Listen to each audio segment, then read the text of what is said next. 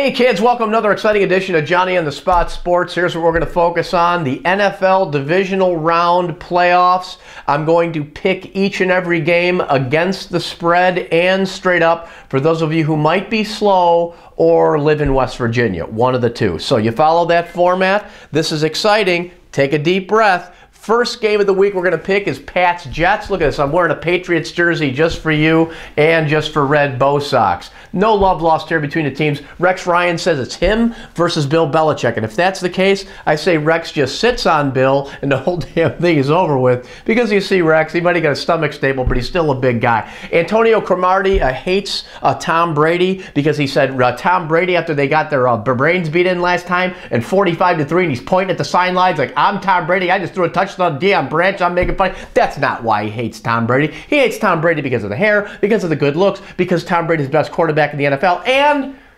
because of this. So now you're saying to yourself, Johnny, why are you wearing a whistle?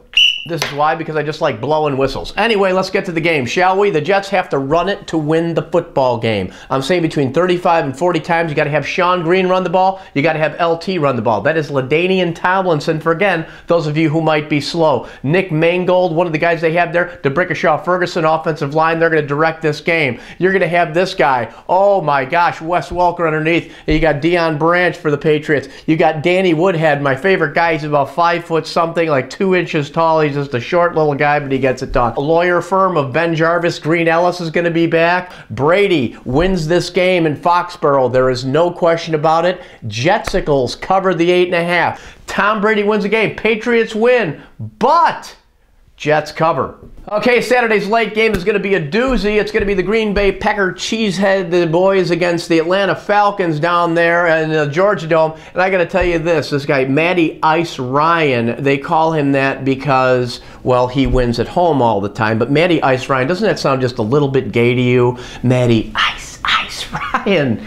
Yeah, it sounds almost John Travolta gay. So forget about him and slinging the ball to Roddy White down there down the field. It's about the big fat guy running the rock, and that is Michael the Burner Turner. He is a machine. They like to hand the ball off, keep the ball out of Aaron Rodgers' hand, grind the clock down, play defense. Atlanta keeps it close. So yes, now on the other side you got Packers, Aaron Rodgers and his receivers, very underrated group with Greg Jennings and all those guys flying around the field. James Starks, running back. They get this guy in the 7th round. He puts up about $120 last week against the Philadelphia Eagles, a game in which the Packers won. Very, very exciting game. A couple of missed field goals there, and that's how they got in. But the bottom line is they do run the ball, and they're running it very well now. This guy, John Kuhn, it's spelled Kuhn, but I think they call him Kuhn for some odd reason. He's a third down guy. Big fat guy, B.J. Raji in the middle on defense, getting it done. Clay Matthews, the maniac with the long hair, coming off the edge. Charles Woodson, probably a Hall of Famer, playing safety back there. This is a 3-point game.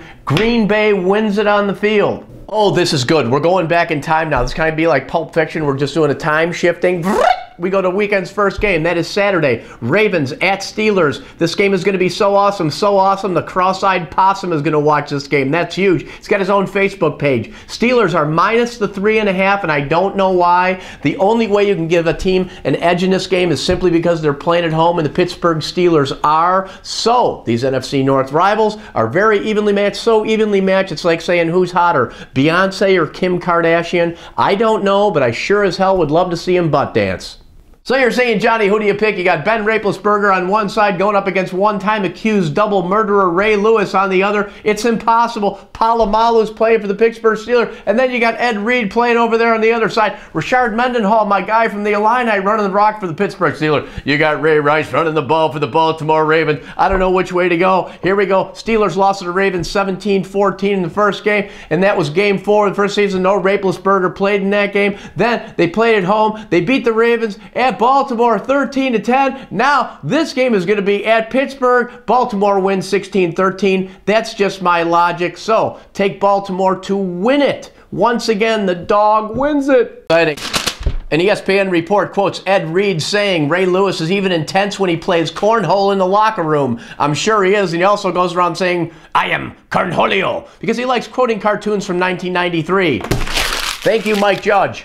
See that? It's like the miracle of television. So now we got the Sunday's game. It's a noon game. My Chicago Bears Ditka Sausage Bears versus those surprising Seattle Seahawks who knocked off the world champion New Orleans Saints. They're at home in Seattle with the 12th man and the thing and all the excitement. So I needed a sign for this game because it's a difficult game for me to pick, believe it or not, even though the Bears are minus the 10. They're favored by 10 points for those of you who don't understand what the hell I'm talking about. So I read in the paper that birds were dying in Louisiana, they're dying in California, they're dying in Arkansas, and then of course we had a bunch of eagles die in Philadelphia, and then we had some Oregon Ducks die in Phoenix. So guess what? Seattle Seahawks die in Chicago. So here's what I see happening in this game at Soldier Field on the lakefront. Urlacher looks like Hasselbeck. Charlie Whitehurst looks like Jesus. Jay Cutler looks like, well, a dick. Lovey looks like he's been in a coma for 5 years. The Bears have been running it pretty well with Matt Forte until, of course, Mike Martz had a brain cramp and decided to have Jay Cutler throw it all over the place in Green Bay. That was dumb.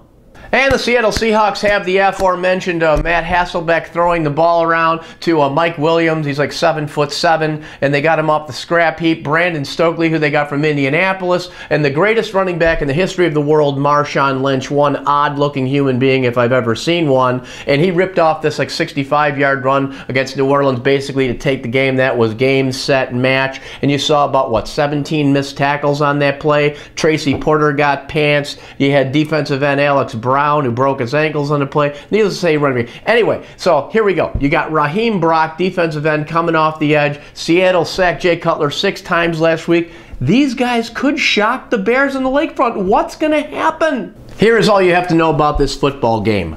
Running this. This is a football. Mike Martz, run with the damn thing. Take the rock and go. Matt Forte, Chester Taylor. I want to see 32 to 35 carries out of those guys.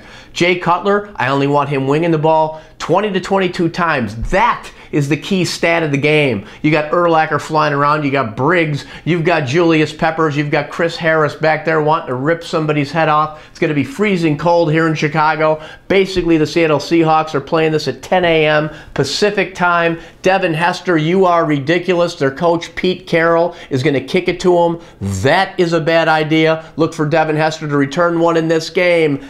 Bears win this game on the field, but Seattle covers the 10. Got that? Okay.